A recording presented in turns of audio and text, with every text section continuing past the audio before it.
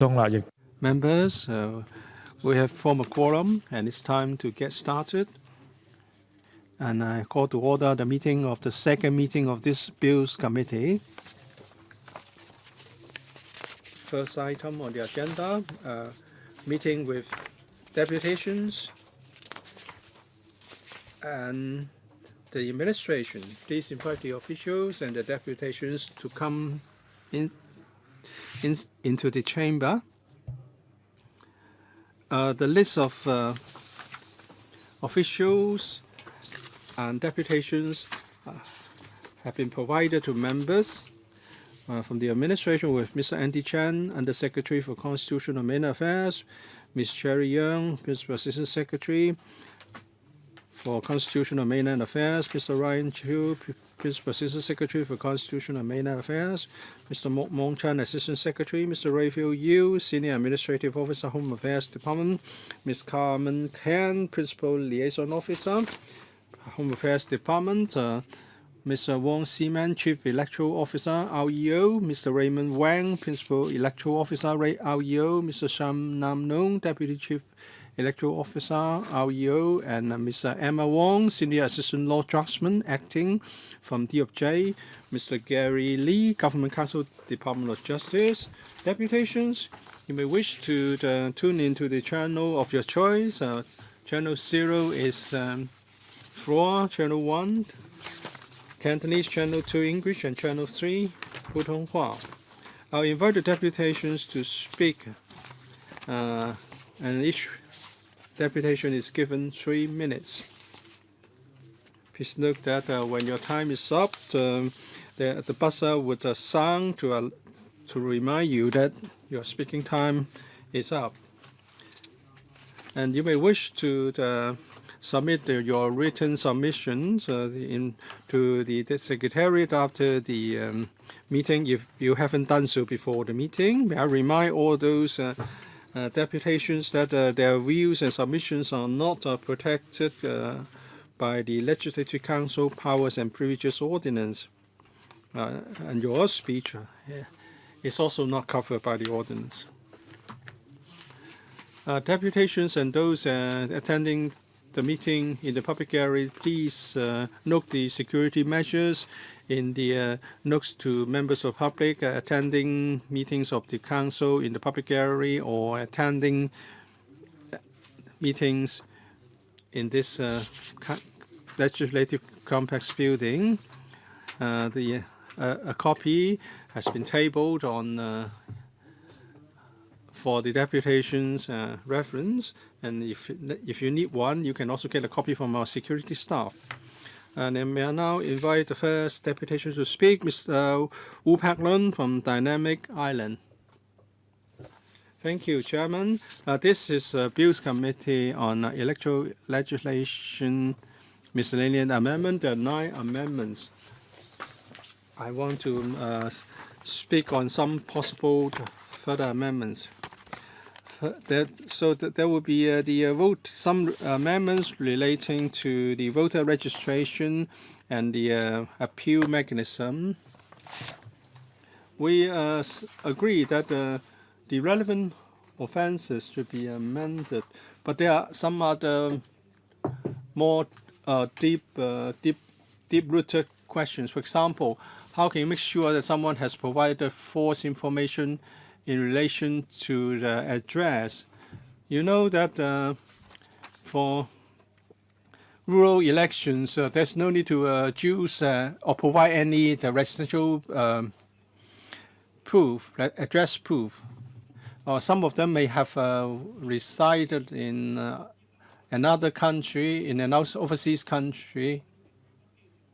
Some are still register. Some are still registered as voter in the indigenous villages elections. We should require some proof from the voter. And how would the REO check if false information or related to address is provided? There are other amendments regarding to the vote counting mechanism. there are a few things that we should note if we are to set up a central counting officer. There will be the post of a chief returning officer, which has not yet been announced in the Gazette. So what would this chief returning officer be responsible for? We have only got returning officers, but who would be the chief returning officer? How can we know who he or she is? Should we make a phone call to inquire? And if there are fewer than 200 voters, and in respect of district council or rural elections, then voters would cast their votes in a central polling station. But for electoral elections, the threshold is set at 500. Why don't we align the two different thresholds? And I also agree that a vote can be marked. A ballot paper can be marked, not by a stamp, but by a tape. And sometimes in rural elections, the voters should indicate a choice by a number. So why can't we have stamps bearing the different figures 1, 2, 3, or 4? For Part 2D.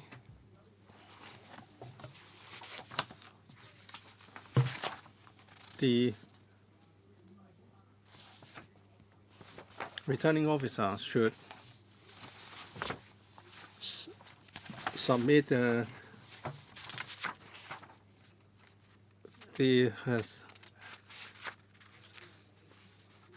appeals to the tribunal officer. That's very good. When you disqualify people, the returning officer wouldn't even bother to ask questions of the prospective candidate. According to the court's judgment, the returning officer is supposed to raise questions with the candidate. And Mr. Fung, Mr. Justice Bernard Fung is a judge. So how can you allow the returning officer to make a judgment as regards whether someone is upholding the basic law?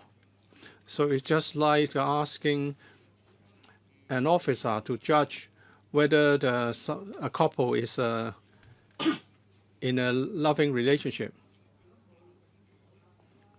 Or can we prevent Mr. Cheung Kok-kwan from entering this meeting room because he has abused his wife? Thirdly, the SAR government can now, stop, deprive a person of his eligibility to stand for election. According to basic law, we have that right, and the disqualification means that the candidate it will be disqualified, and the voters will not be able to vote for someone that they want to elect, and this is wrong. Furthermore, we have, candidate number 5, Chen Ngoi-yan, claims that she is not affiliated to any political party. She supports the disqualification members and recommendation. She's lying, Mr. Cheung Kok-kwan. She's not a member of your party. She used to be a government official, same as Dr. Ko Wing-man. So she's totally shameless. She was fired by Carrie Lam, and she felt no shame, and she's now coming forward to stand for election. Or she was not happy with Carrie Lam, and she now wants to stand for election to become, a councillor to help the public. I think if Chen Shih-chik could be the secretary, why can't she be made undersecretary? You talk about the people of Hong Kong, and the need to break through. So I appeal to the voters to really, ensure that she'll lose the election. Next, we have Mr. Lai Chi-sing of the DAB. Thank you.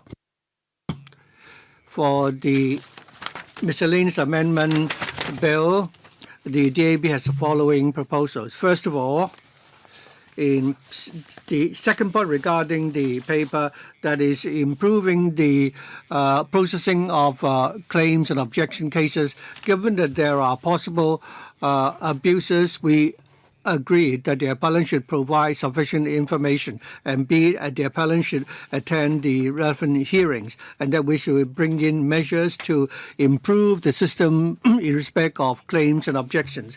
We also support the proposal in respect of point number 7. That is, the election registration officer will first, review the various conditions before going through the screening. I think, and that she would be able to deal with, incontrovertible, objections through written submissions. However, once the electoral registration officer receives an objection regarding the address of voters, if it is proved that there's nothing wrong with the registered address of the voters, then again that should not be referred to the presiding officer to review the case, so that the voter concerned will not have to attend a hearing. We've also agreed that we support the proposal to that is point number 14, and that is removing the legal liabilities of those third-party people who publishing electoral advertisements on the internet. And thirdly, enhancing the voter registration system and increasing the penalty. We proposed that CAP 541 and the section regarding making false statements, I think the fine should be increased from level 2, currently $5,000, to level 3, a fine of $10,000 and 2 years imprisonment. And the DAB supports that. But we still believe that if the other stakeholders do not object, we can further increase the penalty to ensure that there will be sufficient deterrence. Thank you. I think all the deputations and individuals have already spoken. We'll now invite the administration to give a global response to the submissions made by the deputations. Thank you. Thank you, Chairman. I'd like to thank all the deputations for attending the hearing today.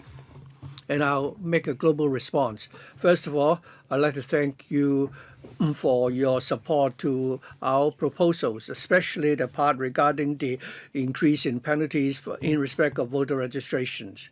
As for how we will enforce the law, I think in the last 2 previous elections, we have referred several hundred cases to the law enforcement authorities to follow up on those cases involving false statements. As for the verification of address of indigenous residents, we understand that the address is not the only criterion, but rather we judge their eligibility on the basis of their paternal lineage. As for stamping, there are some special FC, election. Given the unique nature of the electorate, the voters do not have to put a tick, but they have to put a numeral when they, fill in the voting form. And regarding the terms of reference of the registration office, I think we've already explained our position many times. Although it's not within the scope of the amendment, I must say that the registration officer has, in accordance with the law, have the due power and the responsibility to make judgment in respect of the eligibility of certain candidates, and if necessary, seek legal advice and also seek further information from the candidates. But that is not, compulsory. Do we have any members who would like to ask questions? We have one member who would like to ask a question. Shall we say that each member be allowed 4 minutes first? Dr. Helena Wong.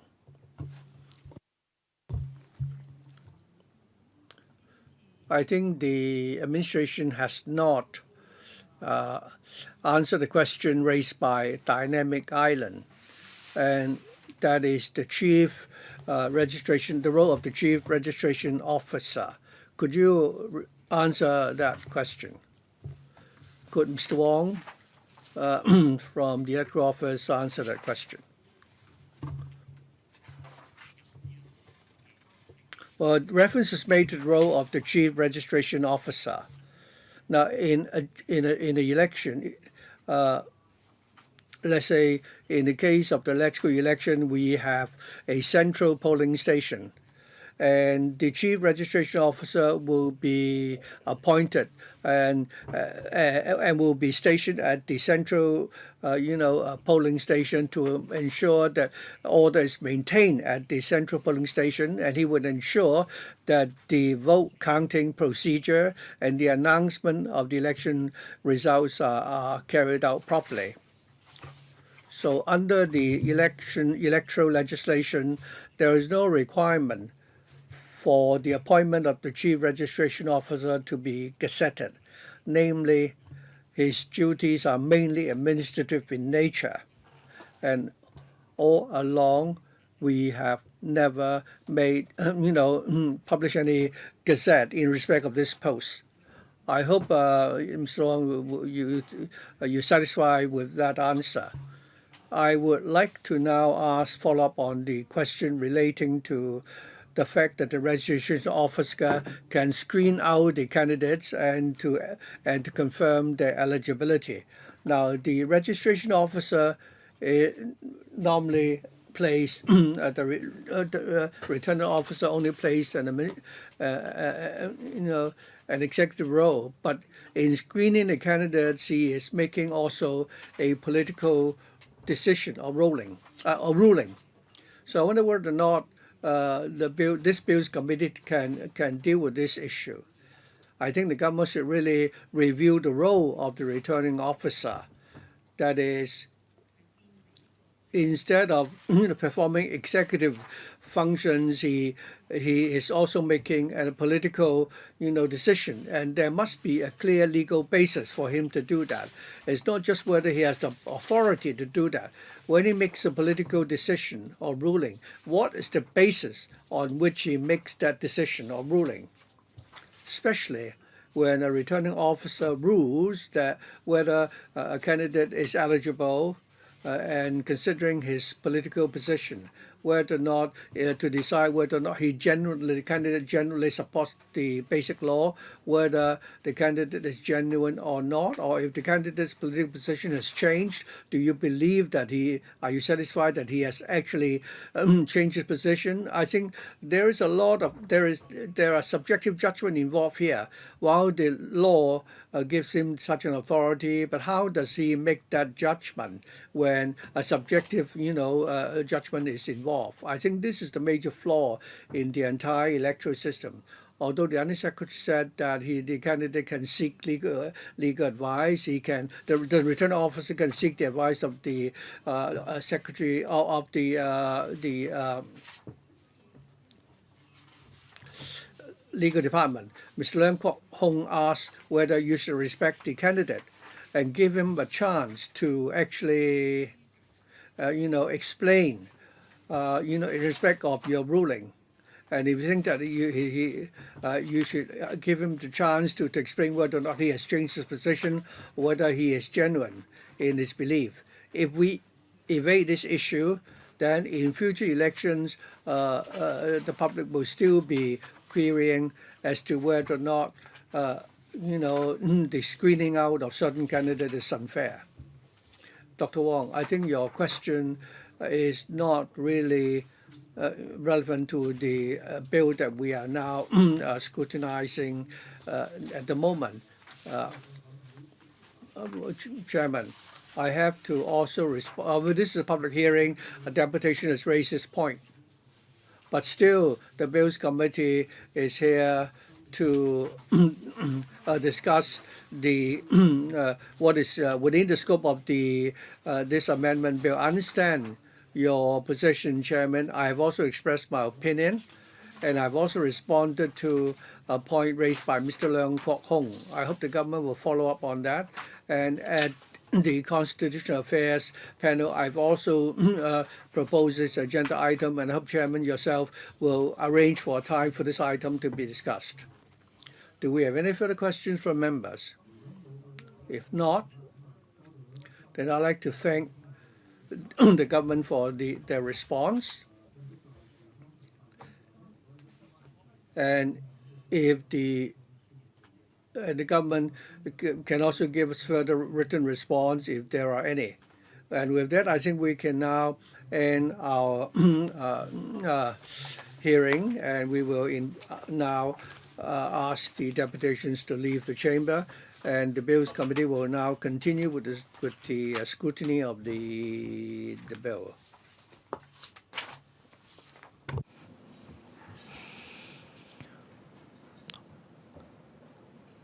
好，喺上一 At the last meeting, members have already asked questions in respect of the policy aspect of the bill. May I ask whether members have any further questions relating to the overall policy? Otherwise, we can now move straight to the clause-by-clause scrutiny. So if there are no further questions regarding the policy aspects, with that, we will now begin the scrutiny of the bill, and members may refer to the marked up copy prepared by the Secretariat. And this is paper CB2 7118-19. Our legal advisor has also submitted some written questions for the Bureau. And I understand that the Bureau is now preparing the response, and they will give us the response after our meeting today. So with that, I propose that we can go to the clause-by-clause scrutiny. In the course of our scrutiny, if we come across issues raised by the legal advisor, we can ask the administration to also, give us a response. And of course, we will further deliberate on the detailed response the administration will submit to us in due course. The legal advisor may, from time to time, also, alert members to the areas where we should, pay attention to. 用慢啲先，好嘛？好，得。咁應該政府由邊位咧會係負責續 Who from the administration's team would read out the clauses? I would ask Mr. Ryan Chiu, the PAS, to do it.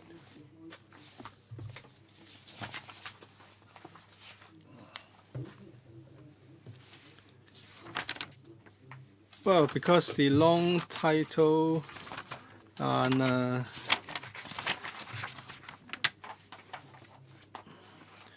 the relevant title is not in the markup copy. So let's refer to the blue bill first. First, we have the preliminary clause 1, subclause 1. Clause 1, subclause 1 says this ordinance may be cited as the electoral legislation, Miscellaneous Amendment Ordinance 2018. As for commencement, apart from those specified in subsection 4 or subsection 3, this ordinance comes into effect on the day on which it is published in the Gazette, and certain provisions would come into effect on the 1st of February 2019. And if the Gazette takes place after the 1st of February 2019, then provisions related to rural election in subsection 4 would commence on the day when the ordinance is published. To make sure that we have a smooth arrangement of the elections, we have made these two provisions for different commencement arrangements. Questions? If not, we can move on. All right, let's refer back to the markup copy.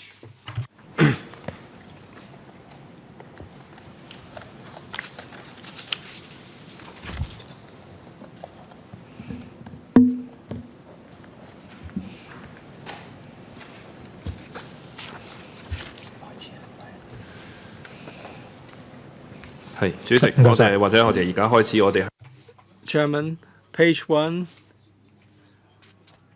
is about part 2 in relation to increasing maximum penalties for certain offences relating to registration of electors or voters. And first part is about section 7 of the regulation. There's an amendment set out on page 6 of the markup copy.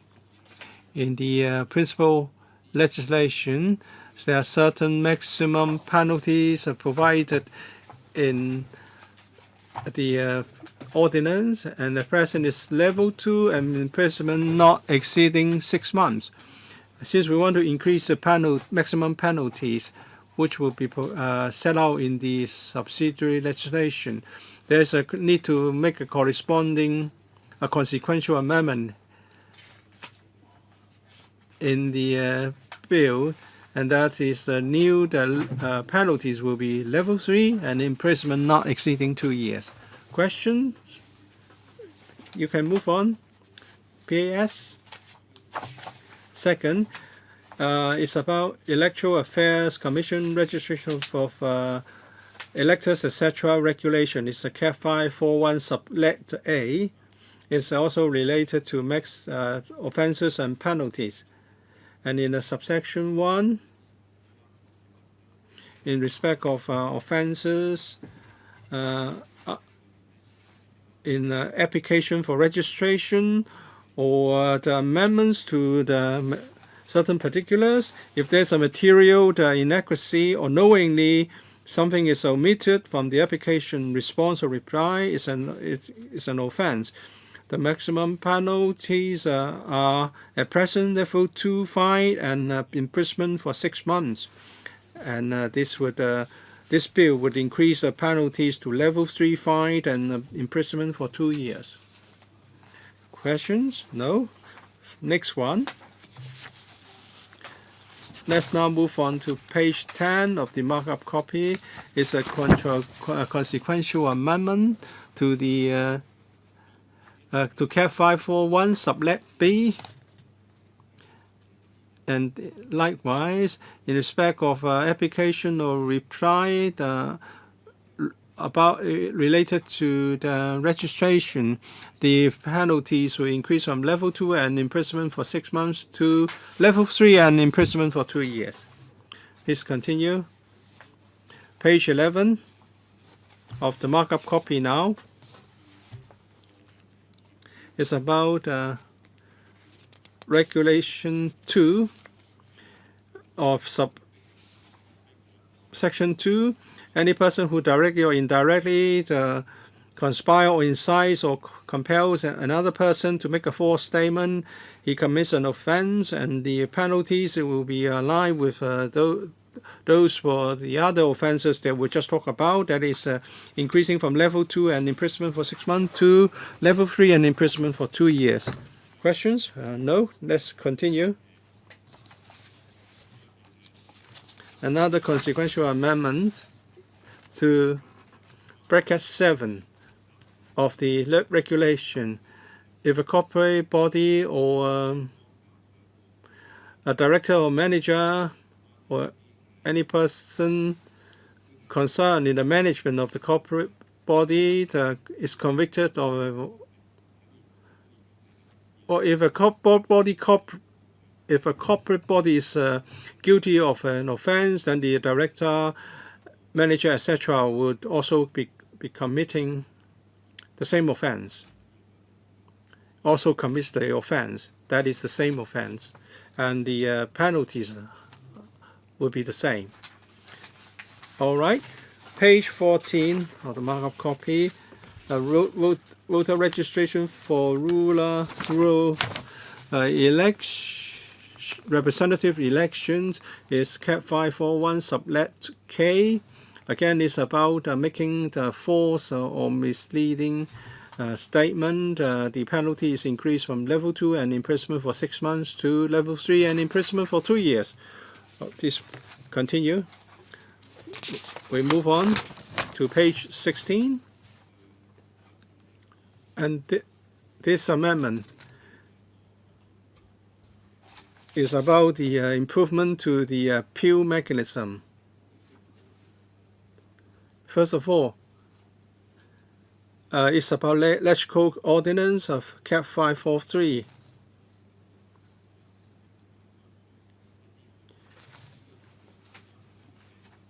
And section 34 states that a person who is dissatisfied with a decision of the electoral registration officer made for the purpose of the ordinance may appeal against the decision.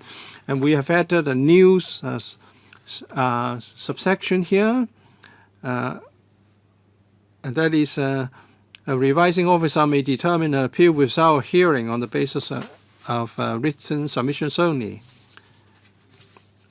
Oh, all right, please move on. Page 17 is a similar amendment. It's about Chief Executive Election Ordinance, CAP 569, and Section 48. And that is about launching an appeal to the electoral registration officer. We would introduce two subsections here, 2A and 2B. A revising officer may determine an appeal without hearing on the basis of written submissions only. No questions? No? Please move on. Page 18 of the markup copy now is about amendment to the CAP 541 sublet A. It's about the registration of electors in the EIA. And here is talking about when the electoral registration officer have to submit a notice to the revising officer, and also the ruling that he has made. And the date would be amended. Instead of the 2nd of September, it will be the 29th of August. And then for under subsection 3B, the date, 2nd of July, will be revised to read 29th of June. And this is only in respect of the electoral registration officer's submission of copies of notices of objection and notices of claim to the revising officer. The deadline is not about the submission of a notice of objection. What's the significance of the changes to the dates? A person, the relevant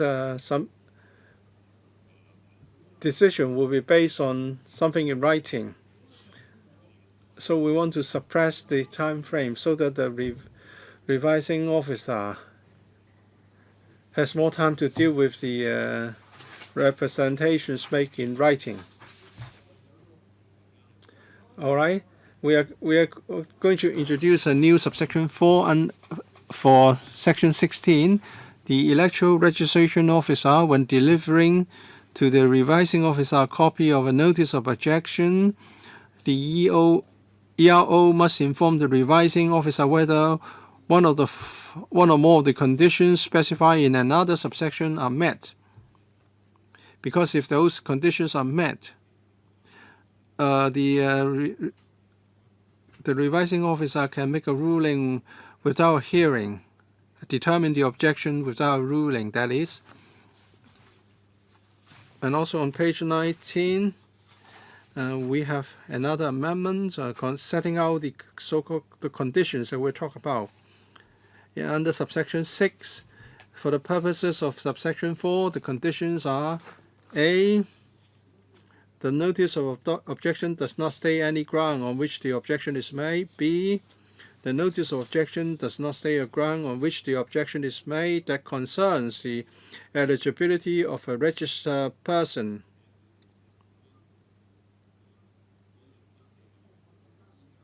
That is to say, whether the registered person is eligible to have his name entered or registered in a provisional register or register in a particular section or subsection of a provisional register. And that is to say, the one raising the objection may raise certain grounds, but the grounds are not related to the eligibility of the person as a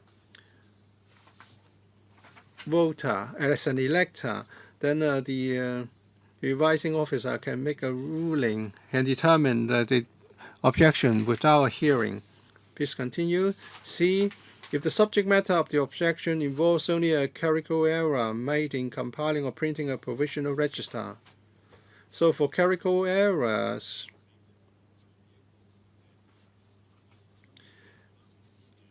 which have prompted the objection, and if the clerical error was made in compiling the provisional register, then the ERO can ask the revising officer to determine the objection without hearing on the basis of written submissions only. Questions? Please continue. And I won't repeat another subsection for the purposes of subsection 5, because here we are talking about claims. If someone makes a claim that he should have been registered in a provisional register, and if the ERO hasn't done that, then the person can make a claim in respect of his eligibility. So it's just the opposite of an objection. The objection is about someone who has already been registered should be ineligible, but here it's just the reverse. All right, please continue. Page 20 is about the electoral registration officer's responsibility in respect of the EAC registration regulation. Section 32 sets out the deadline within which the notice of objection must be delivered to the revising officer. As I've just said, in a district council election year, it's not later than the 29th of August instead of the 2nd of September, and for a non-DC election year, not later than 29th of June instead of the 2nd of July. All right, please move on. Page 21. Deadline for submission of notice. If in future the ERO, when after he receives such a note, the deadline for he received that notice, the deadline is now extended from the 2nd of September to the 29th of August, and for non-DC election to the 29th of June. Again, if the ERO submits, a notice of objection to the revising officer, he would need to inform the revising officer whether one or more of the conditions specified here are met. And these conditions are the same as those I mentioned earlier. Namely, they are about whether or not there's any grounds for the objection, or if the objector has not submitted any grounds in respect of the eligibility of the voter, or if there's any clerical errors. If such conditions are met, then the ERO can ask the revising officer to make a ruling without having a hearing. Any questions?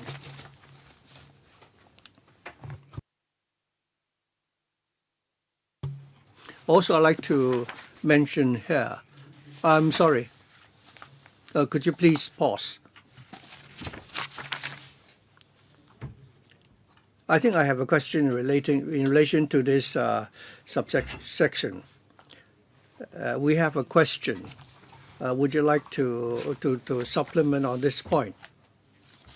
I think we're still, considering the proposal by your legal advisor. That is the notice of objection. The coverage may involve,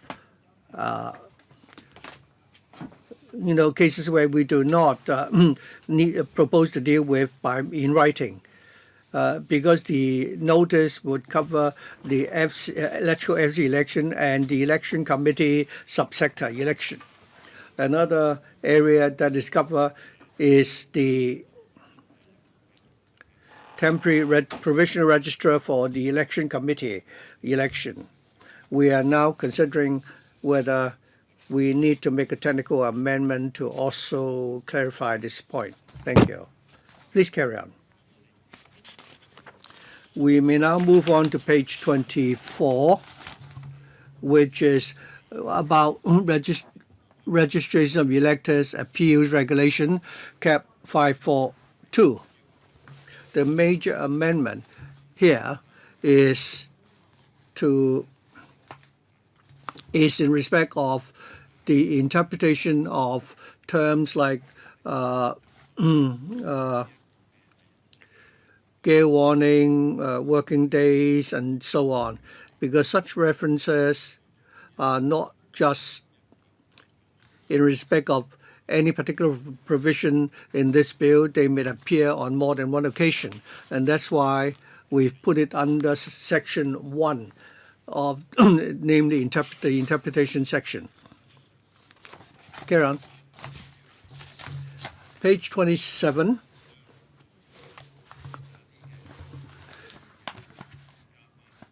We are here making some references to particular sections, namely the reference to the relevant dates when there are inclement weather. So we've just amended the reference here, so it's technical in nature. Page 29 of the marked up copy. Again, this is a similar amendment. We now have some new dates which will be added. In respect of the inclement weather warning days, we need to include such references to those dates. Next, page 30. This is about the fixing of hearings and notifying the appellant. In section 2, we now have the opportunity where we can deal with certain cases in writing, and hence we have to add a new subsection A here to stipulate that that there might be cases which do not need to be dealt with by way of public hearing. Please go on. Page 31 of the marked up copy. This is in respect of subsection 2. That is, in cases which require a hearing, we are adding a new subsection E here, stipulating that in the notice we have to stipulate that in the case the appellant does not attend the hearing or he is not represented at the hearing by a legal practitioner, then such a person, whether he makes a written submission or not, the revising officer may make a ruling dismissing the appeal, claim, or objection. Question? Please move on. Next, these are amendments to this particular dates. So this is a provisional arrangement stipulating that these dates, that is, once we receive a notice of appeal or objection, then the deadline will be extended to the 29th of August. That is when the ERO submit the notice of appeal or objection to the revising officer, it will be extended to the 29th of August. And therefore, we need to also make a consequential amendment here to the dates here.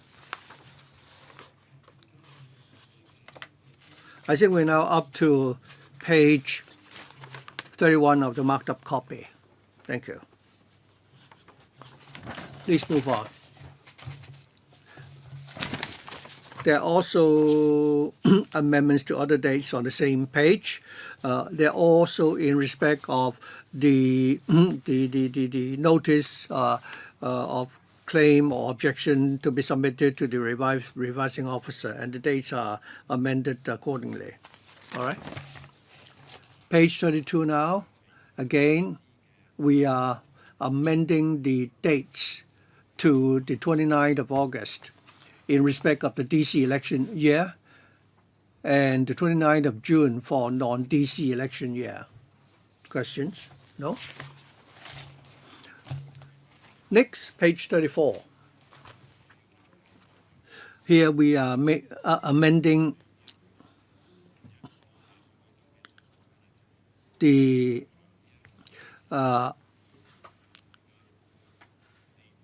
in section 2, we are adding a new subsection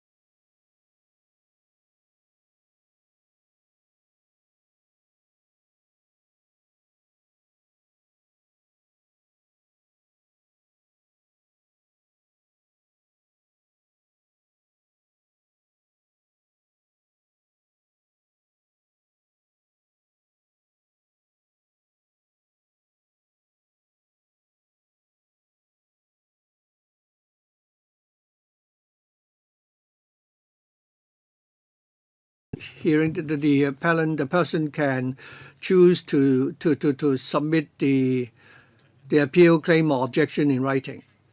Priscilla, I think we're moving too fast. I'd like to clarify one point. On page 31, you've added subsection E here. Could you tell us what is the rationale for adding the new subsection E? Well, D, under subsection D, there is a provision stipulating that if the appellant satisfies all these three conditions, then the ERO must, the revising officer must, uphold the decision of the ERO. And the three conditions are that the appellant does not appear at the hearing, and two, he is not represented by anyone at the hearing, and thirdly, he has not made any written submissions. At present, if the appellant, not any other party in respect of the objection, if he satisfies all these three conditions, the decision of the ERO that is on the register, there is the reference of a particular person,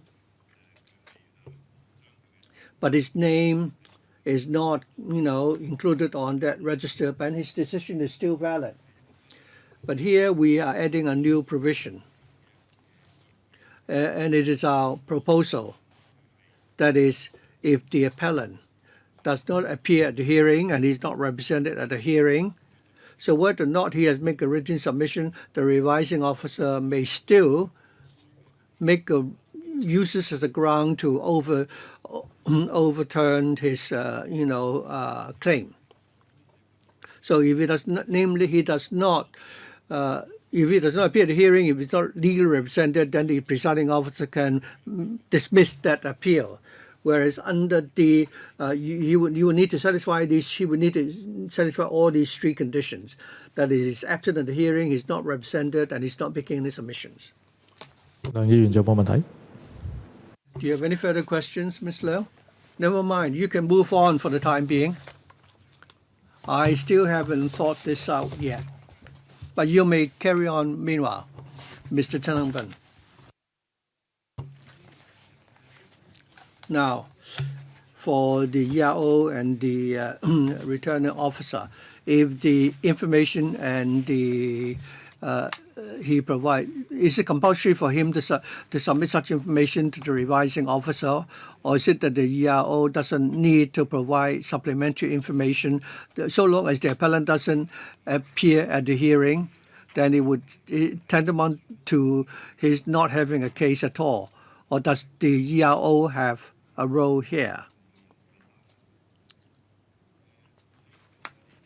According to my understanding, the ERO, the electoral office, when they submit a case to the revising officer, it would also make some basic submission to the revising officer in respect of the case. For example, when that voter was registered, what is his registered address, when did he submit the form, and all such basic information will be submitted by the ERO's office to the revising officer, so that the letter will have a basis to make his judgment.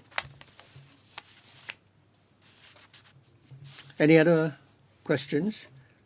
If not, let's go back to page 34 or 35 rather. Page 35 of the marked up copy.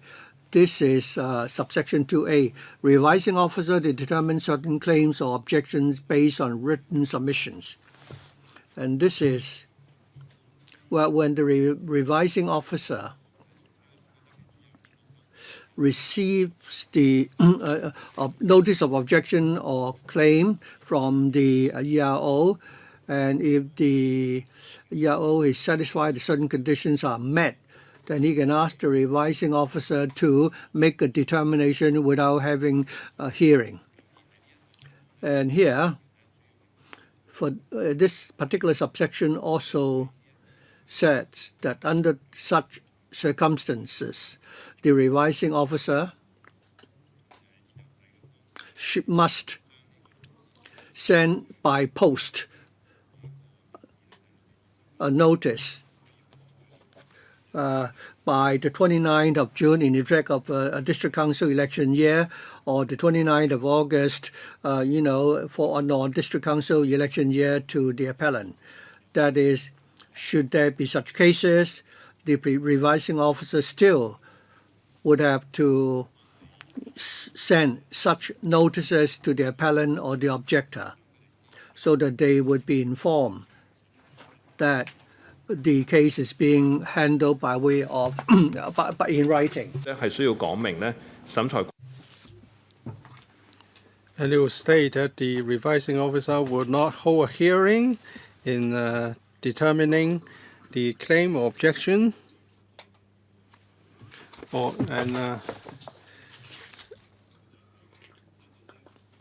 and the objector or the person for whom the objection is made can make representations, and within the time allowed, they can make representations to the revising officer, so that the revising officer can make a determination. He can either uphold the objection or overrule the objection. Page 36 is the continuation of the same section. And the party means in relation to the claim, the person who made the claim, or in relation to an objection, the person who made the objection, or the person in respect of whom the objection is made. This is to clarify the meaning of party, the word party. Please continue. Question. This is no question. 2B, a new provision. Appellant. An appellant must provide sufficient information about the appeal, claim, or objection, so that the foreign persons will know about the grounds of the appeal, claim, or objection,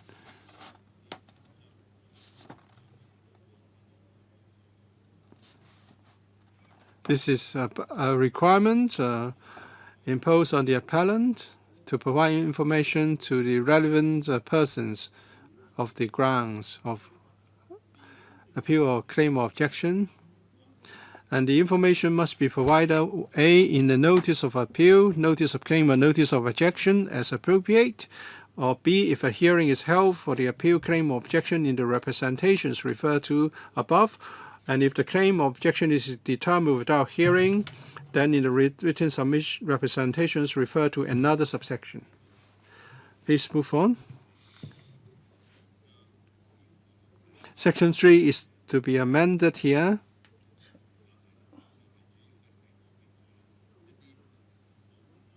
It sets out the circumstances whereby the revising officer will be required to inform relevant parties. The major amendment is about the circumstances surrounding making a determination on the basis of written submissions. And for 2A5, and that is the determination is made on the basis of written submissions. And the notification must be made not later than the 7th of July in a DC election year, or the 7th of September in a non-DC election. And the party would include the person in respect of whom the objection is made. So why do we set the dates to be the 7th of July or the 7th of September?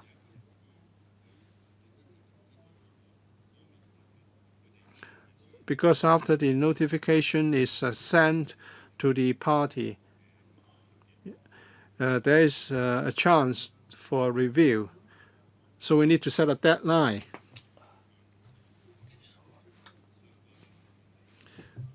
For the notification to be sent to the relevant party. Ms. Basila,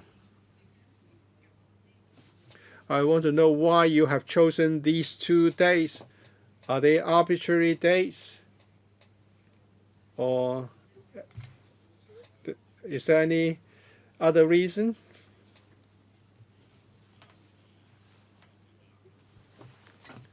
On the 29th of June, the latest by 29th of June, the notice of claim or objection will be submitted to the revising officer, and the revising officer may make a determination based on written submissions.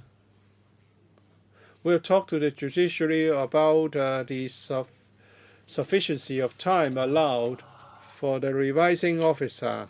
So while we want to give sufficient time to the revising officer, we would also like to give some time to the appellant so that a review may be requested. So it's about allowing sufficient time to the revising officer and also the relevant parties if they want to seek a review. How many working days are we talking about here? 29th of June to the 7th of July. There is an intervening holiday on the 1st of July. So it's about 5 to 6 working days. 唔係，咁你仲有一個禮拜日咧，係嘛？即係你係咪一個禮拜？即係我即係 Are you really saying that this is just a week? Are you giving them 5 or 6 working days?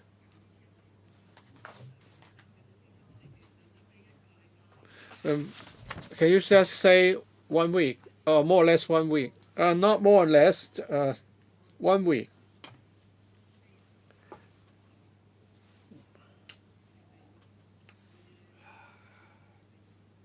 Or do you think that they would have to work on the Sunday?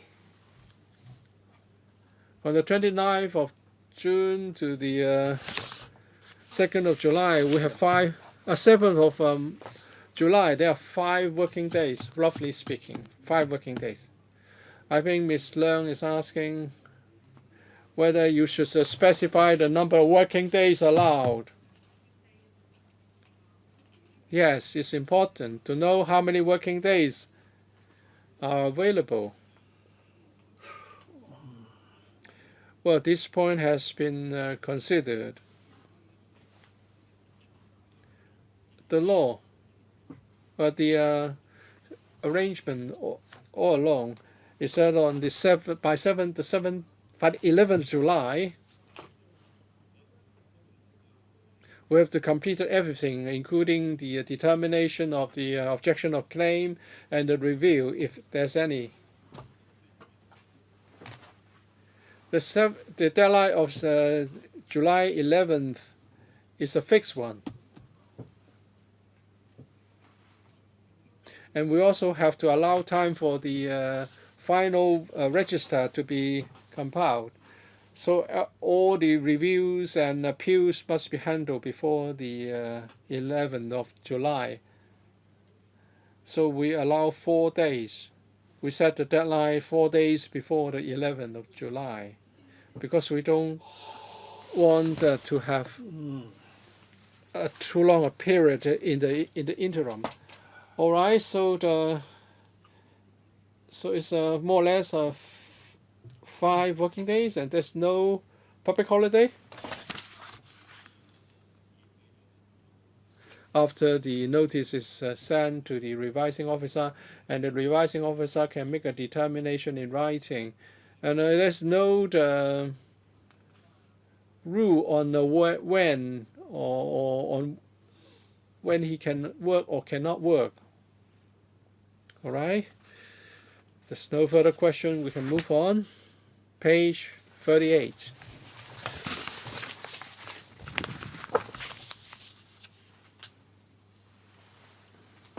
It's about notification of the determination to the ERO. We were just talking about notification to the appellant or the person in respect of whom the objection is made, or the one who makes a claim.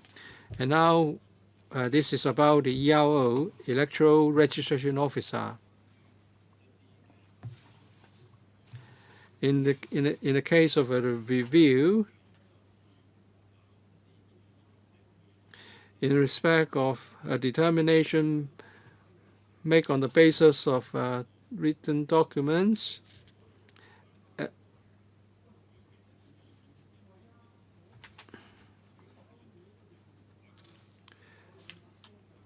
and the determination should be communicated to the ERO before the 17th of July or 17th of September as appropriate, so that the ERO can make preparation for the compilation of the final voter registration. P.S.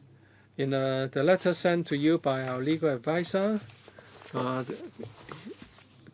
there's a question. It's a point number 3 in the letter. Can you provide some preliminary response here? Well, we have noted the comments of the legal advisor.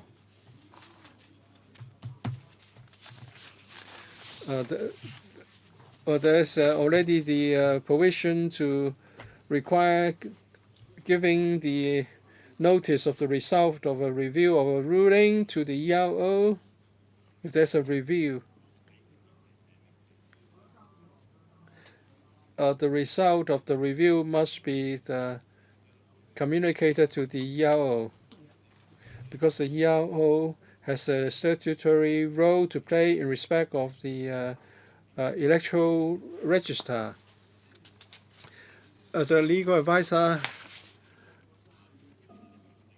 raised the question as regards whether the parties will also be informed.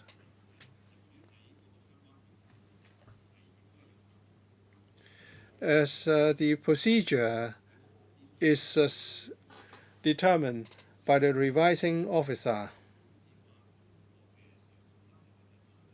So as a matter of practice, the appellant or the one who makes the claim will be informed.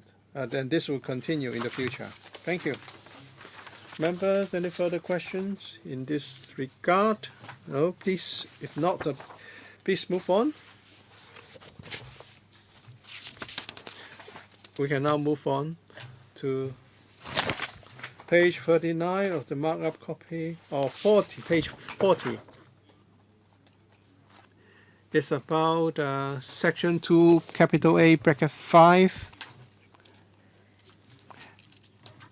And that is a ruling is made on the basis of written document, and the ERO should be notified of the rulings made. It's just like the requirement to notify the appellant, the one who makes the claim, and the same deadline is provided here, the 7th of July or 7th of September in a non-DC election year. Questions? No? You can now move on. Page 41. It's about a review of a ruling. It's in respect of section 6. Now that a determination may be made on the basis of written documents. So in such a case, and that is a ruling made under section 2, bracket 5, bracket B, for which a review may be made. The revising officer made or of his own initiative or for good cause shown by the ERO to review a ruling. He can either uphold or reverse the ruling. Ms. Ann Jiang.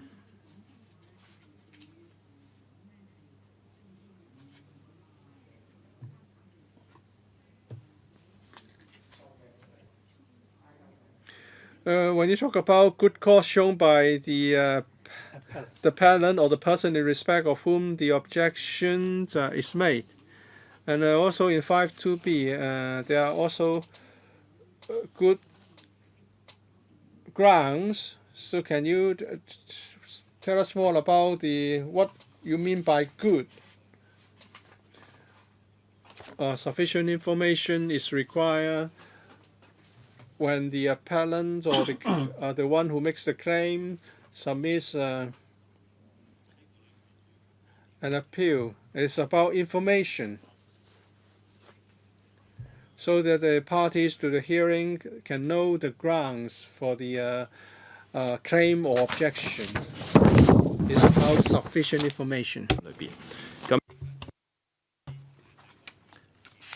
Under subsection 6 or on page 41 of the marked up copy, here we are talking about the review of rulings by the revising officer. That is, if somebody has submitted sufficient grounds or if there is a good cause shown by the...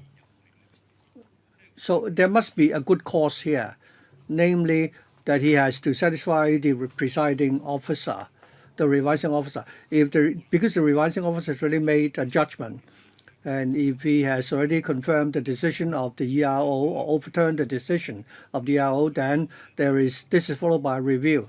The review is an automatic process. It doesn't mean that if any party would ask for a review, he would do that.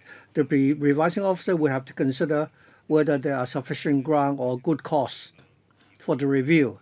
And there is a condition to be met here, and that is for the revising officer to decide whether there is a good cause, whether the appellant has a good cause, or that he may need to furnish further information, or he may wish to dispute the original decision, and he may have grounds to prove that the information provided by the other party is wrong. Then he may provide grounds to state that the information provided by the other party is wrong, so that the revising officer can decide whether or not there will be a review. Let's use a practical example.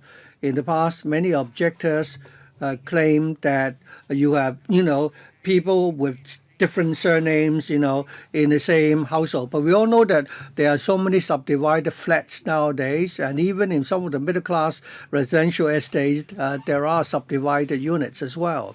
So within a single, flat, it could be subdivided into several units. Would that be a good cause or sufficient ground?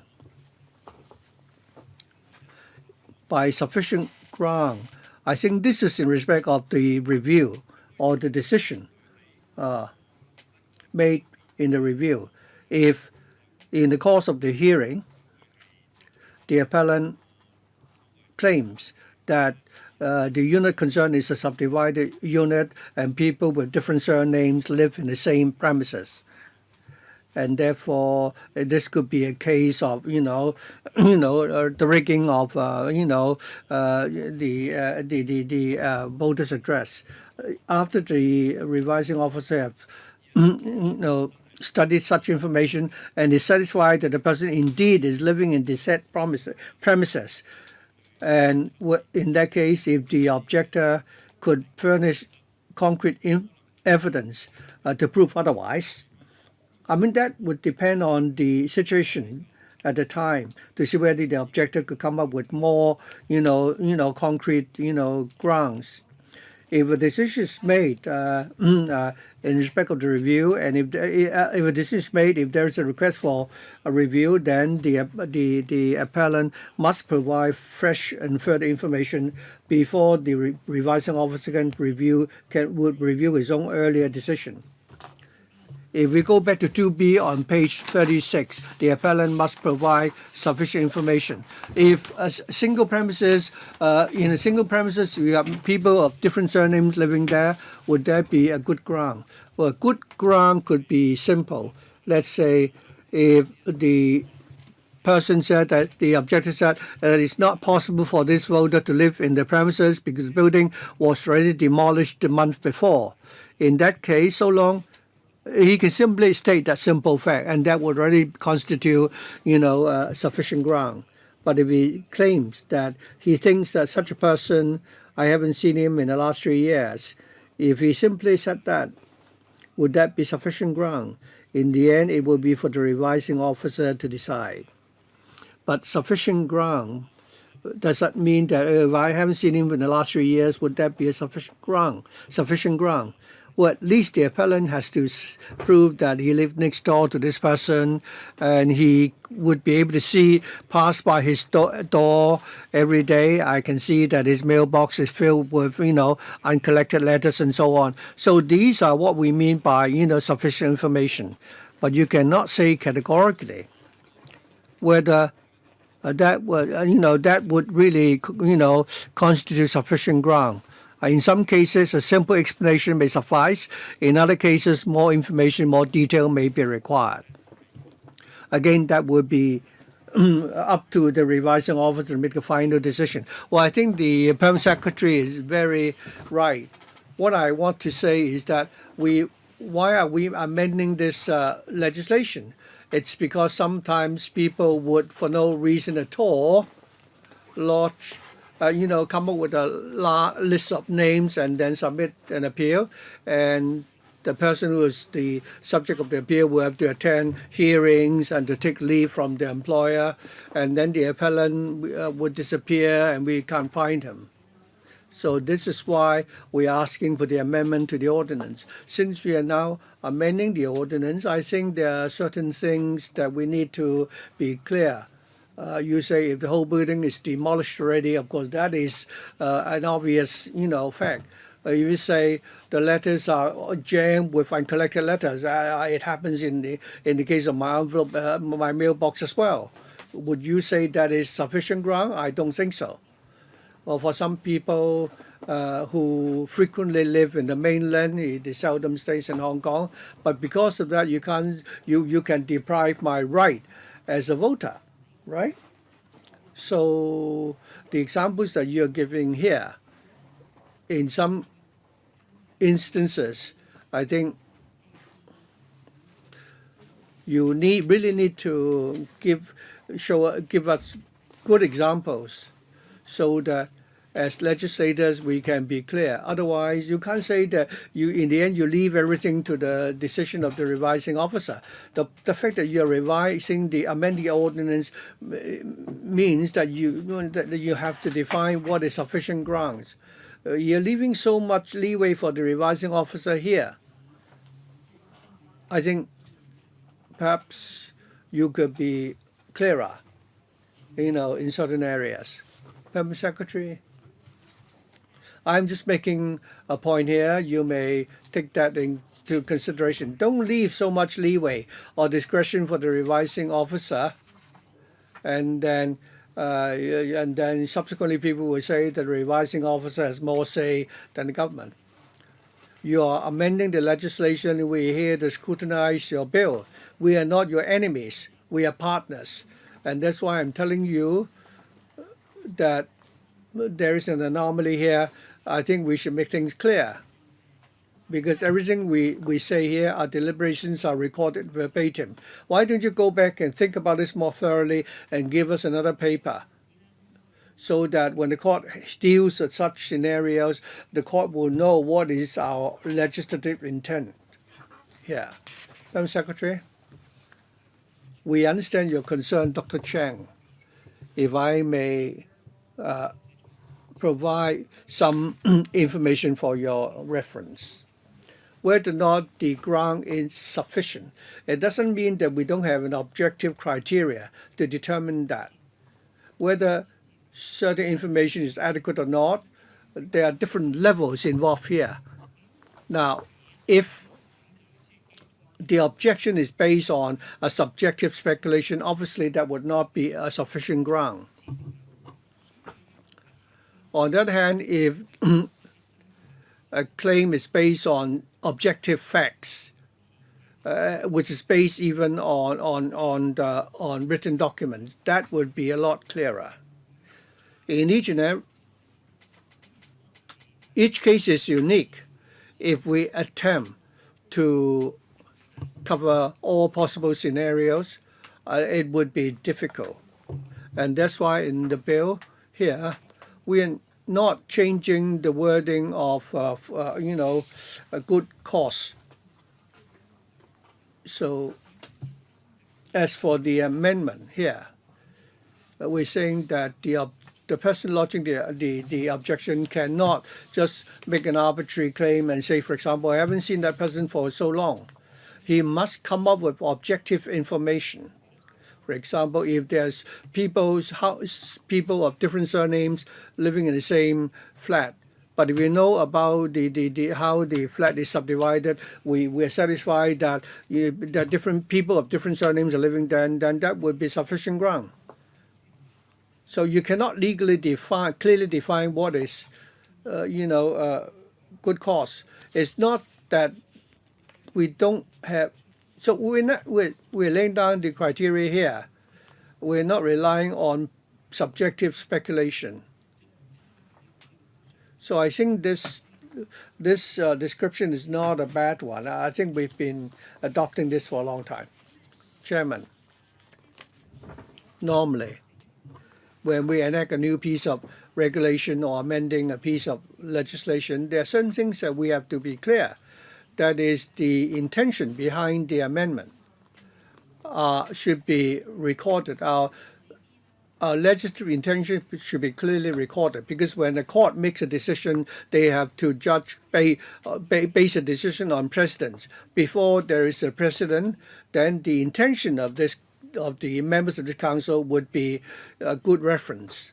And that's why I like to ask whether the administration can consider whether there are any possible scenarios which would constitute sufficient ground for the appellant. I think you can think about this. After you've thought about, deliberated on this, and I think we have 15 of us here in this chamber. Why don't you go back and think about this further? I want them to give us, well, because there could be an infinite number of scenarios. I think they can come up with some examples for us. I think the Secretary has put it very well, is that we don't want the appellant to base his objection on speculation.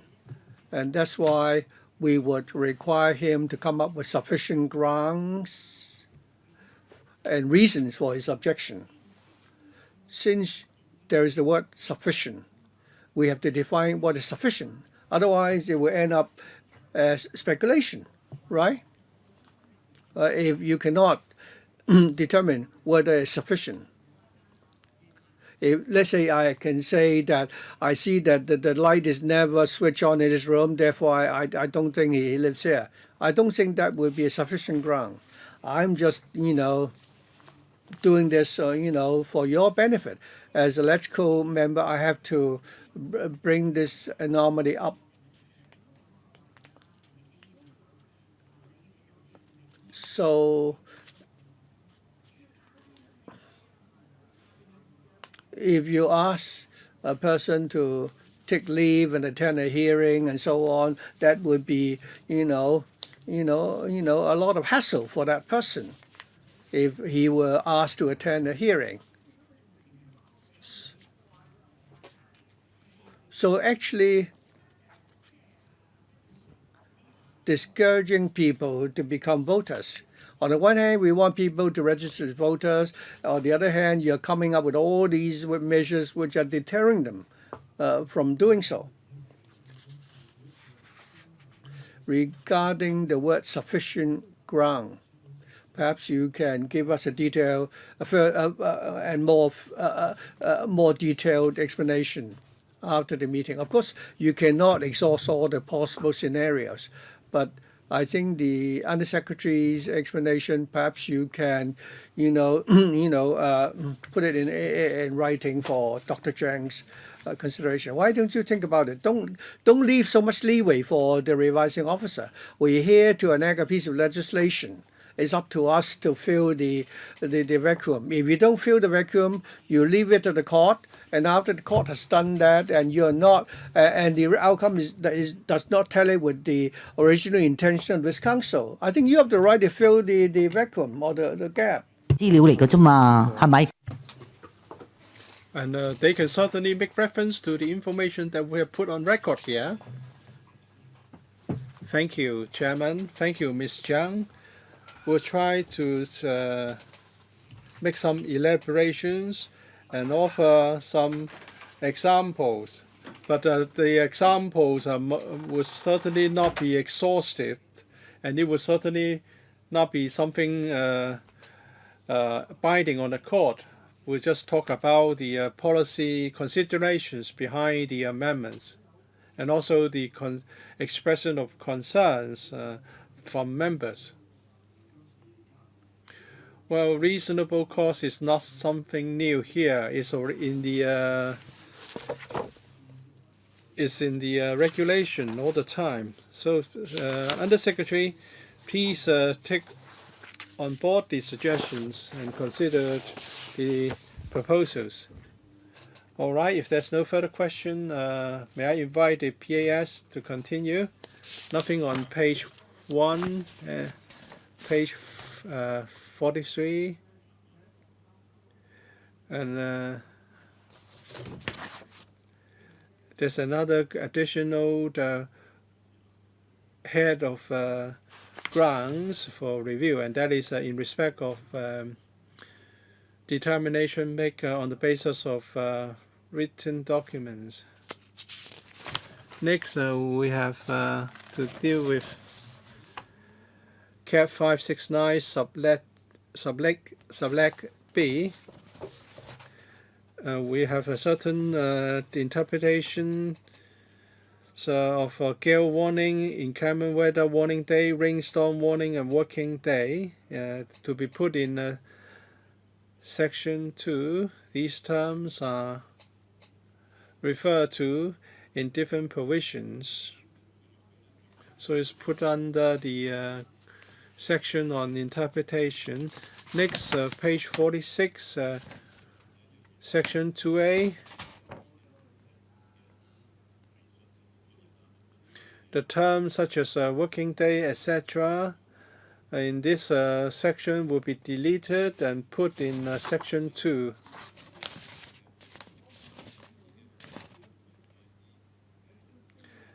And also, we need to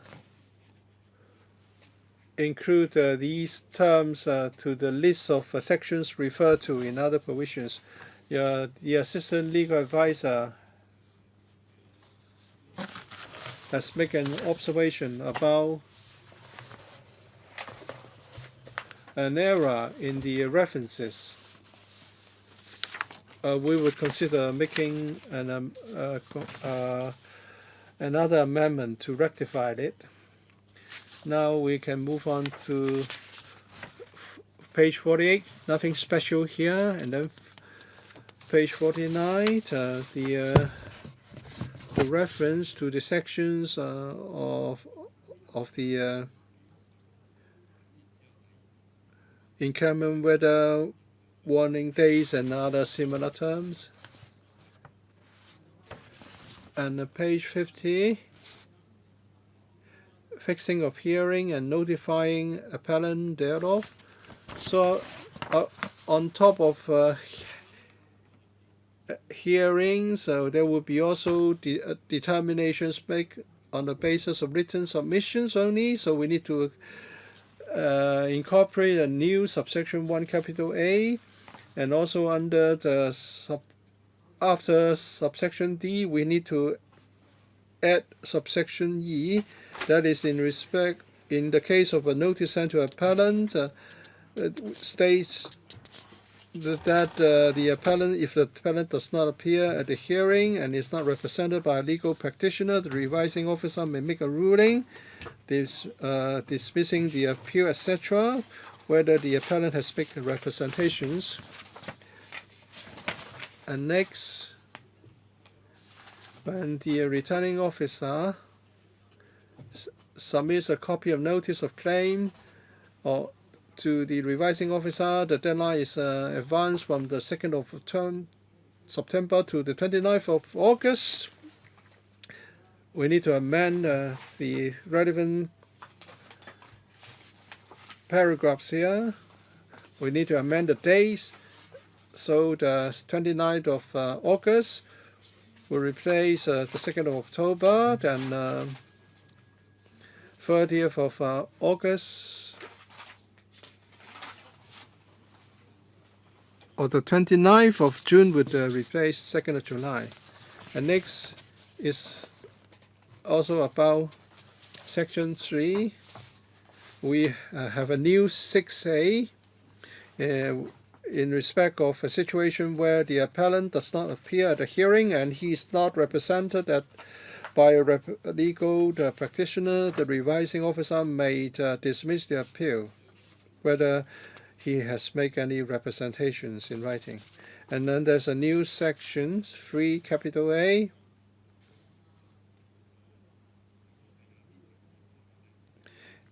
If the revising officer has to make has to determine certain claims based on written submissions, then it's just like some other similar amendments. When the notice of claim or notice of objection fulfill certain conditions, the revising officer may make a determination on the basis of written submissions only. Page 56 of the markup copies stipulates that by a certain deadline, the notice must be given to the appellant or the one who making a claim or objection. The date is 29th of June, or in a DC election year, not later than 29th of August in that year. And the notice must state that the claim or objection is to be determined by the revising officer without hearing on the basis of written submission, and the party may make a written representations regarding the claim or objection, and the person will be informed of the ruling by a certain date. That's page 56. Page 57, new section 3B, the appellant has to provide sufficient information. And we have touched on that a moment ago. And in some subsidiary legislation, there are stipulations that the appellant must provide sufficient information about the appeal, claim, or objection concern, so that the revising officer, the electoral registration officer, or the person in relation to whom an objection is made would know the grounds. And the information can be provided through 3 channels: in the notice of appeal, notice of claim, or notice of objection as appropriate, or if a hearing is held, in the representation referred to in the section, or if the claim objection is determined without hearing, in the written submission referred to in another section. And there's an amendment to section 4. The ruling has to be, the relevant party will be informed of the, or notified of the ruling. Now that we have a ruling which is made on the basis of written submissions only, the decision or the ruling will have to be communicated to the one who makes the objection, or or in respect of whom the objection is made. Is that the deadline is the 7th of July in a non-DC election, or the 7th of September in a DC election year. So notification has to be sent to the one who makes an appeal or a claim, or in respect of whom an objection has been made. And then page 59. This is in respect of the need to notify the electoral registration officer, which is in the current regulation. But we have to take care of a situation whereby the ruling is made on the basis of written submissions only, so that we need to amend the amendments that the electoral registration officer is to be notified of such a ruling. And if there's a review, then the result of the review must be communicated to the ERO, and the deadline is that in respect of a non-DC election year, the 17th of July, in a DC election year, the 17th of September, the revising officer must give the notice to the ERO by the deadline, so that the ERO can compile the final vote electoral register. Page 60 is also about the amendments of the relevant dates by which the ERO should be notified. Next, if a ruling is made on the basis of written submissions only, then the ruling must be communicated to the ERO. So this is in section 5A, new section 5A. Page 62 of the markup copy is about the situation where there is a review. It is similar to the other amendments in respect of another regulation. Since a ruling can be made on the basis of written submissions only, a review may be conducted in respect of such a ruling. Is either on the initiative of the revising officer, or for good cause shown by the ERO. The revising officer may make a review.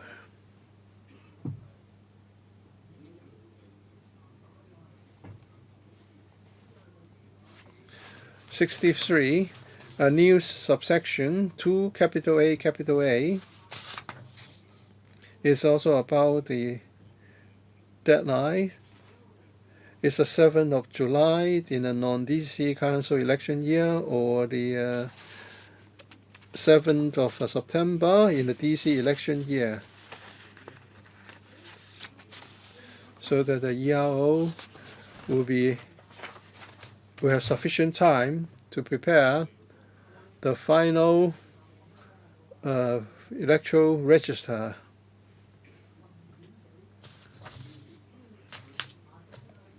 Page 64.64版咧就係都係 Page 64.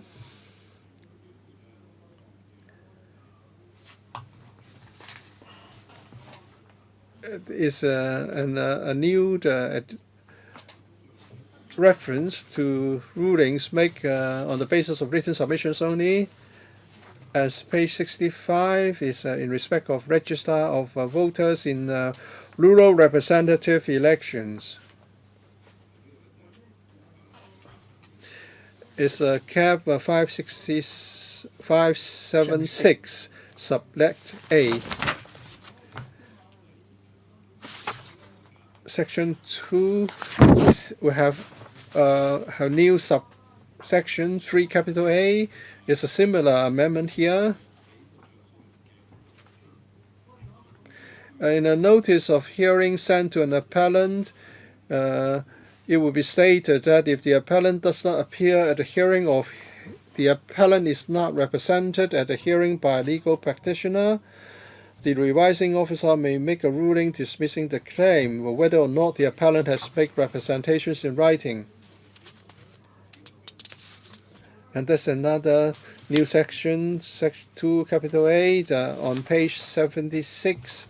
The appellant is required to provide sufficient information. This is a similar requirement like voter registrations. In other pieces of subsidiary legislation, the appellant must provide sufficient information about the claim or objection concerned, so that the relevant parties can understand the grounds of the claim or objection. It's capital 2A. Page 68 of the marked copy.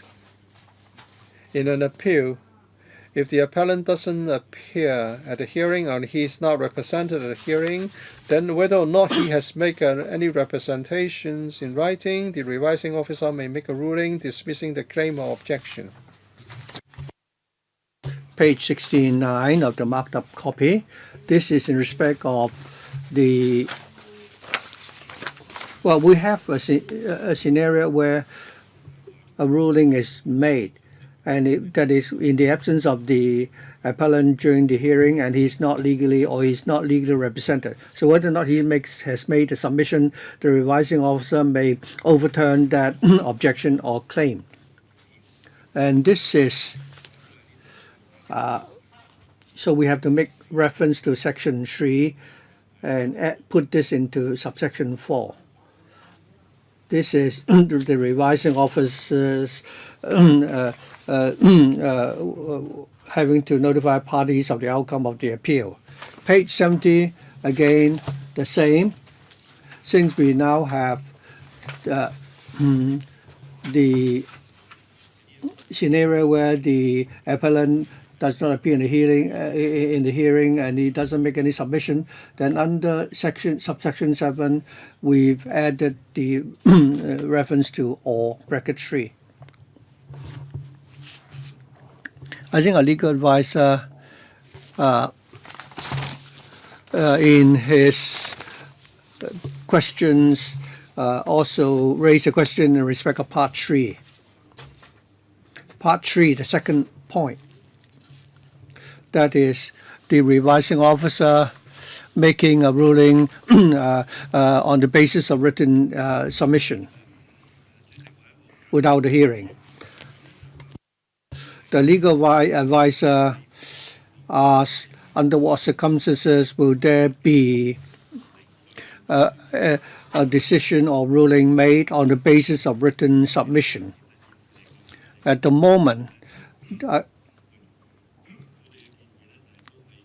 it is our proposal in this amendment that when it involves a geographical constituency of electoral election or a FC, a voter in an FC constituency election and the election committee subsector election voters, when objections or claims are made in respect of such elections, we are providing an alternative way to deal with such cases. Well, this is actually a response to the consultation we conducted, in 2015. The background then was that in 2015 there was, I think we received many objections, and that's why at the time, in the light of that situation and the inputs we received during the consultation, we are making a policy response here. We've also considered other situations. For example, the legal advisor raised questions regarding appeals lodged by authorized representatives or the provisional register of voters for the election committee and the appeals in respect of the election of rural representatives.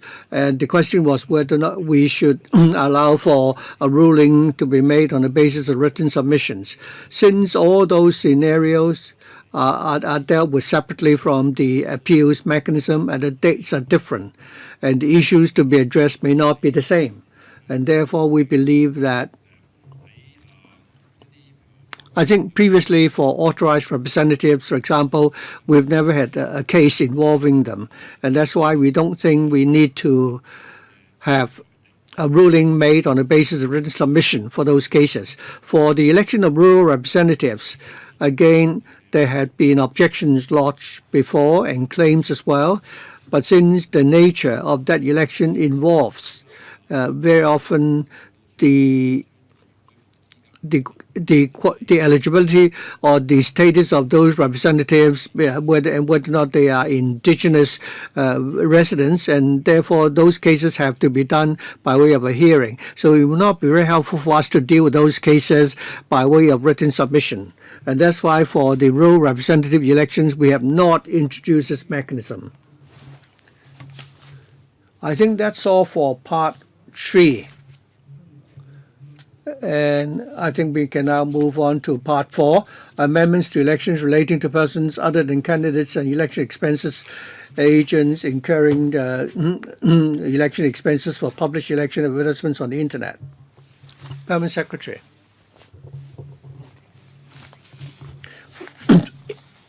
In part 4, we want to provide for exemptions in order to waive the legal liability of third parties making such advertisement on the Internet. We are amending CAP 554 and to add subsection 1A, which stipulates that under the following circumstances, namely the person publishes an election advertisement on the Internet, and that the only election expenses incurred by the person only involves charges relating to electricity charges and charges for accessing the Internet, then he will not be bound by 23, subsection 23. So any questions regarding expenses incurred on election advertisements on the Internet? Dr. Cheng. I'd just like to clarify this point. In the past, regarding the registration fee or the access fee, Internet access fee, they would need to be reported. Is it waived now? According to the present amendment, we are talking about third parties other than the candidates and the election expense agents and the expenses incurred. The amendment will not